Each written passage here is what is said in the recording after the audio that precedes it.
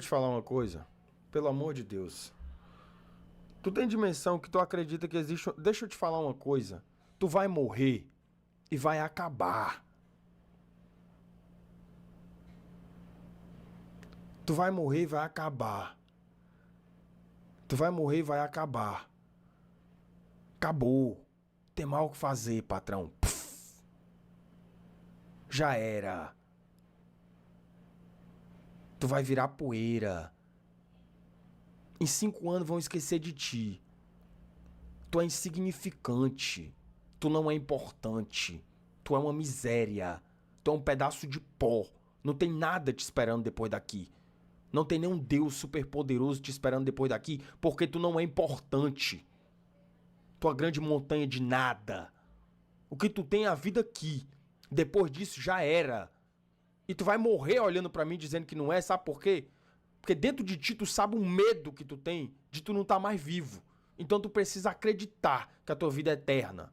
Mas não vai ser, patrão. Acabou, já era. Não tem o que fazer. Viveu, viveu. Se não viveu, se fudeu. Tá ligado? Foda-se. Aprende a lidar com isso. Ou fica enfiando essa tua crença, tentando enfiar essa tua crença goela abaixo nos outros, porque tu é uma porra de um merda que não consegue aceitar o fato de que tu é finito. Só isso. Tu não consegue aceitar o fato de que tu vai acabar. E tu quer que todo mundo acredite no que tu acredita. Tua grande montanha de estrume. Acabou, filho. Acabou. Morreu, acabou. Morreu é escuridão, já era. Aí minha família. Aí as pessoas que eu amo. Estão aqui enquanto tu tá vivo. Estão aqui enquanto tu tá vivo. E aquele café que eu gosto de tomar, tá aqui enquanto tu tá vivo. E aquela pessoa que eu gosto de conversar, tá aqui enquanto tu tá vivo. E aquele carro que eu gosto de andar, é ele que vai tirar a tua vida. E aquele dinheiro que eu gosto de ganhar e gastar o meu tempo inteiro pra ganhar, é ele que vai tirar a tua vida. E aquela camisa nova que eu gosto de vestir, é ela que vai tirar a tua vida. E aquele sapato novo que eu trabalho o tempo inteiro pra comprar, é ele que vai tirar a tua vida. Sabe quem que não vai tirar a tua vida? O sorriso que tu dá quando tu tá do lado de quem tu ama. Aí não vai tirar a tua vida. Sabe o que não vai tirar a tua vida? O abraço que tu dá naquela pessoa que tu sabe que importa. É isso que não vai tirar a tua vida. Sabe o que não vai tirar a tua vida? O tempo que tu tem gastando com as pessoas que realmente são importantes pra ti e que fazem o teu coração pulsar. É isso que não vai tirar a tua vida. A vida é aqui, filho. É agora. Bota o pezinho no chão, tá? Abraça o teu corpo, sente. E ama as pessoas que estão do teu lado, porque depois não tem nada. Não adianta tu viver com a cabeça na porra do céu e tá brigando com todo mundo que tá na terra. Porque talvez nem lá tu chegue. Porque lá nem existe. O que existe é o aqui. O que existe são as pessoas que estão aqui. Então abraça as pessoas que estão aqui. Abraça a vida que tu tem aqui. Ama a vida que tu tem. Com as pessoas que tu tem. E não a realidade que tu tem. Porque a nossa realidade é cheia de problema. A realidade nossa é cheia de problema. É cheia de problema. Ô, rapaz, sabe? deixa eu falar pra você. Não tô falando pra tu amar a tua realidade. Tá? Porque a nossa realidade é cheia de problema. E quanto mais tu abraça a ideia de um céu perfeito, mais tu esquece da vida na Terra que é uma merda que precisa ser melhorada. Mais tu esquece que tem gente passando fome porque o céu é perfeito. Porque o céu tem rua de ouro e de cristal. Ouro e cristal? Tu acha que Deus se importa com essa porra? Quem se importa com isso é tu, abestalhado. E até no céu tu projeta isso. A vontade de ter. Enquanto tu olha pro céu e pensa no céu, tem um monte de gente na Terra passando fome. Tem um monte de gente na Terra precisando de ajuda. Mas pra tu não, né? Pra tu não. Porque se essas pessoas estão precisando de ajuda, elas estão lá porque Deus tem um plano pra elas. Passar fome é o plano de Deus? Mas cada um tem as suas escolhas pessoal. E qual foi a porra da escolha que fez tu tá nesse lugar se não fosse todo mundo que te ajudou, teu arrombado? O que tu era? O que tu seria? A sorte de vocês é eu não ser presidente do Brasil. Tá? A sorte de vocês é eu não ser presidente do Brasil. De vocês evangélicos. Essa é a sorte de vocês. Porque todo mundo tem medo de enfrentar vocês. Todo mundo tem medo de enfrentar vocês. Todo mundo. Tá? Mas vai ter alguém que vai chegar nessa merda dessa presidência e vai falar assim: ou vocês se aquietam o cozinho de vocês, ou vocês aquietam o cozinho de vocês dentro da igreja, ou então vai dar ruim. Porque ninguém é obrigado a estar 6 horas da manhã dentro do metrô lotado, com a dor de cabeça fudida porque dormiu 4 horas, pra ouvir uma porra de um pastor no nosso ouvido dizendo que se a gente não for pra igreja dele e der o dízimo no bolso dele pra ele ficar rico, a gente vai pro inferno. Então a sorte de vocês é eu não ser presidente, porque no dia que eu for isso acaba. No dia que eu for isso acaba. Essa palhaçada acaba. Mas também acaba pra tudinha. Acaba pra tudinha. Fé é individual.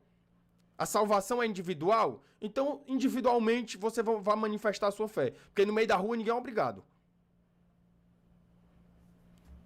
Não fode, meu irmão. Porra, tá 7 horas da manhã, tu dentro do ônibus, fudido porque dormiu 4 horas, porque não deu tempo nem de chegar em casa, depois de passar a tarde inteira trabalhando, a noite inteira assistindo aula, tem uma porra de um pastor no teu ouvido, enquanto tu tá tentando dormir 40 minutos pra chegar no teu trabalho, dizendo que se tu não for pra igreja dele, tu vai pro inferno. Morre, desgraçado! Quem vai pro inferno é tu que tá me perturbando, enquanto eu tô morto de cansado. Não é possível que Deus não leve um trabalhador pro céu e leve um arrombado desse que fica incomodando os outros. Porra. Sorte de vocês é eu não ser presidente, tá? E Jesus é muito bom, gente. Só queria dizer isso pra vocês, tá? Jesus é muito bom. A trajetória de Jesus ensina um monte de coisa. A trajetória de Jesus ensina a perdoar, ensina a ser humilde, coisa que esses caras não são. Ensina a abrir mão do dinheiro, coisa que esses caras jamais fariam, porque são uma raça de víboras imundas, sedentas por poder e dinheiro, cretinos, vagabundos, ordinários. O problema é o fã-clube. Esse é o problema. A terra? Bom, eu consegui chegar nesse lugar, que era um lugar que em algum momento passou a ser uma pretensão, e às vezes eu fico assim, eu não mereço estar aqui.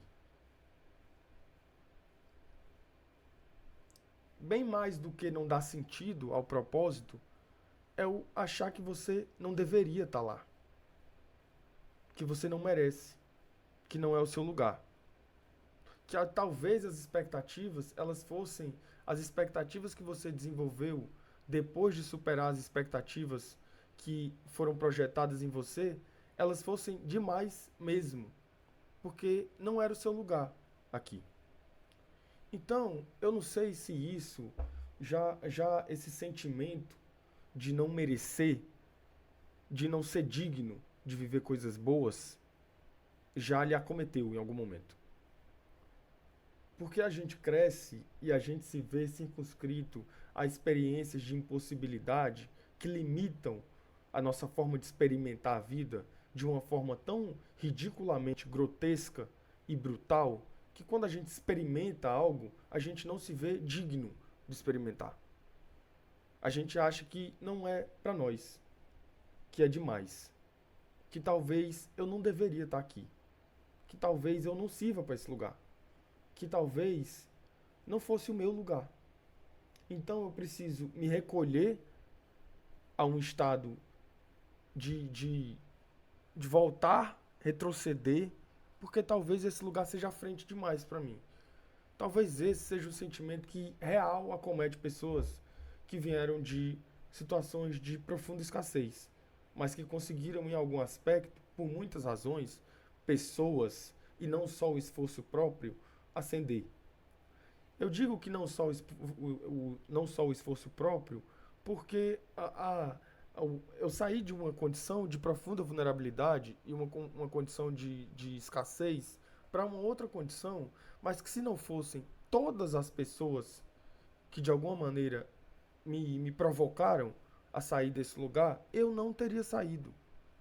Então, o mérito, a vontade, o trabalho, a entrega, só não dá resultado.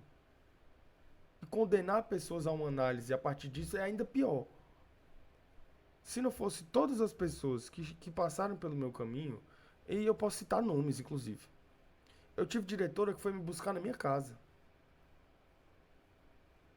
Diretora de escola.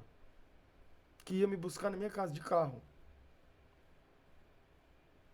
Eu tive professor que em algum momento me via indo a pé para a escola, de ensino médio, e que me dava carona.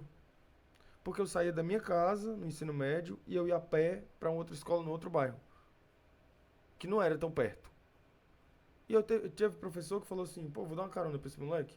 Mano, vou te dar uma carona, entra aí. Eu entrei numa escola de ensino médio que foi assim, uma escola de tempo integral. E eu quis tanto desistir, tanto, porque eu não ia dar conta. Porque eu saí de uma educação de ensino fundamental que eu não tive professor de matemática. 6 meses do último ano do ensino fundamental. Eu saí dessa escola para uma escola que eu tinha aula o dia todo. Várias disciplinas. Eu quis tanto desistir, tanto, que eu pedia pro professor para sair de sala no primeiro ano do ensino médio e eu só voltava na hora do intervalo. Porque eu não aguentava ficar dentro de sala. Porque eu queria desistir da escola. E eu ia para a biblioteca da escola e eu ficava escondido na biblioteca, que era uma grande biblioteca.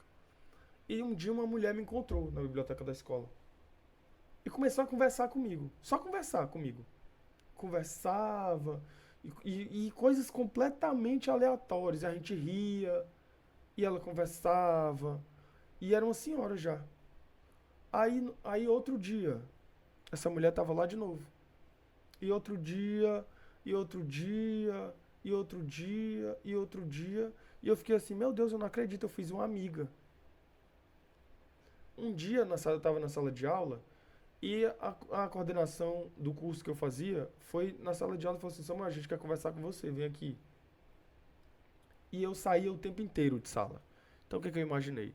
Vão você aqui exortado de alguma maneira. Porque eu saio o tempo inteiro de sala, então eles vão me dar um carão. Quando eu entrei na sala da coordenação, tava minha mãe e tava essa senhora, minha amiga. Aí eu falei assim, minha amiga, não acredito. Quer dizer que você conhece minha mãe? Aí minha mãe falou, Samuel, meu filho,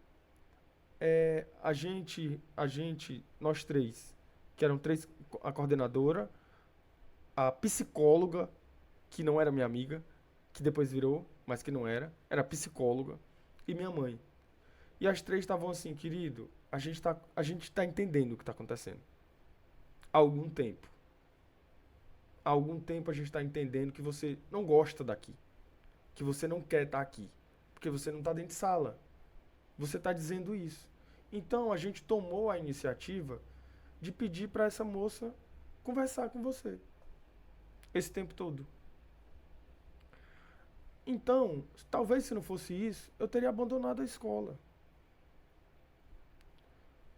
Então, toda aquela coisa de que eu vou conseguir só e de que se você não conseguir é culpa sua, toda essa coisa, nada disso é real. Nada disso é verdade. Nada disso. Só que essa coisa do mérito, ela foi saindo da minha cabeça porque eu vivia pelo mérito. Mas não pelo mérito que existe, mas por buscar um mérito que é impossível. Toda essa coisa foi saindo da minha mente, assim, de que, ou será que eu tô vendo minha mãe se esforçar, desmaiar dentro de um ônibus, porque tá com tanta fome para ir trabalhar e chegar lá, ter uma madame dar 4 biscoitos e um copo de café e ela passar o dia faxinando uma casa para receber R$ 30 e voltar para casa, deixar metade desse dinheiro no ônibus para alimentar 2 crianças. Eu vou olhar para essa pessoa para dizer assim: você não se esforçou o suficiente?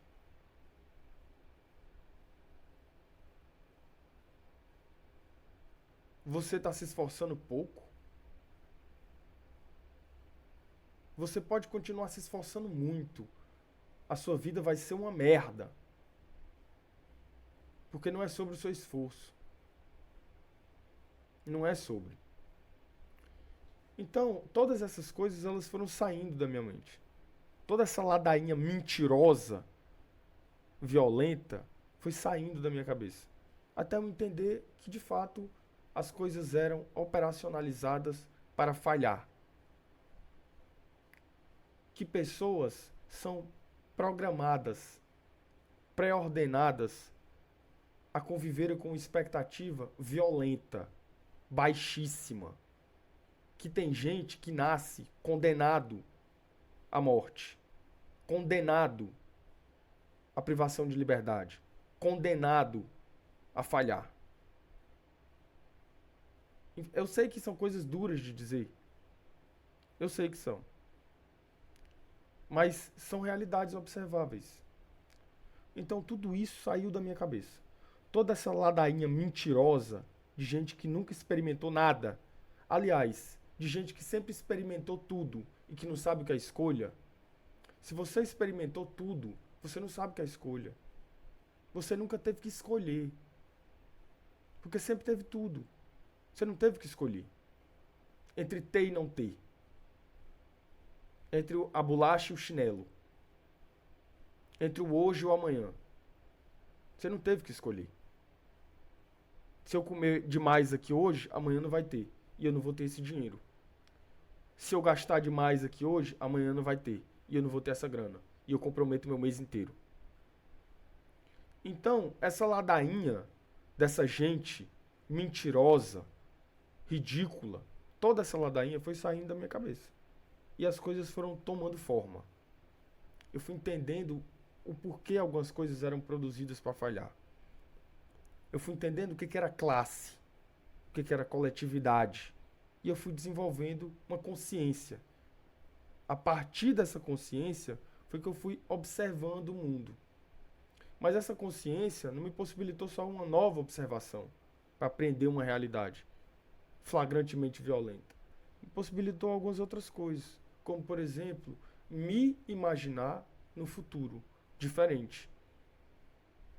E eu me imaginei nesse futuro diferente. E eu consegui chegar no futuro que eu queria, que era diferente.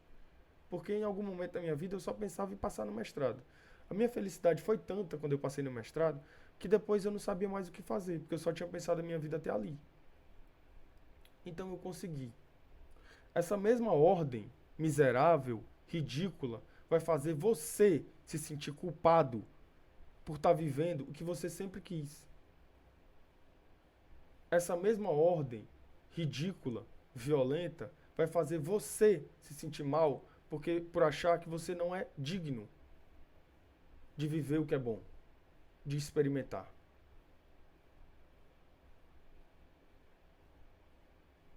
Então, a gente tem que se organizar.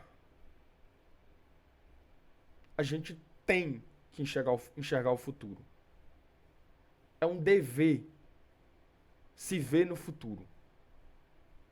É um dever sentar com seu irmão, com a sua irmã e falar para eles: tem um futuro e você tem que estar lá. Não é que você pode, é que você tem que estar lá.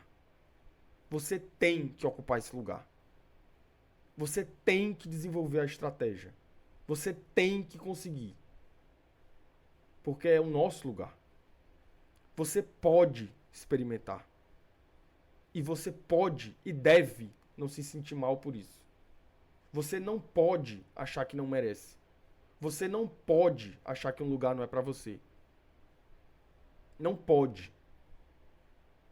Então, construir essa consciência é um caminho possível para que a gente não morra. E eu não estou falando de morte do corpo. Eu estou falando de morte da alma. Do olhar seco. Do olhar que não tem nada. Para a gente não ser condenado a uma fase adulta de sorte. Se você não conseguir, ou se você conseguir, foi o acaso. Para a gente não ser condenado ao acaso. Os lugares, eles têm que ser nossos. A gente tem que estar neles. E a gente não pode se entristecer e achar que a gente não merece. Não pode, de forma alguma.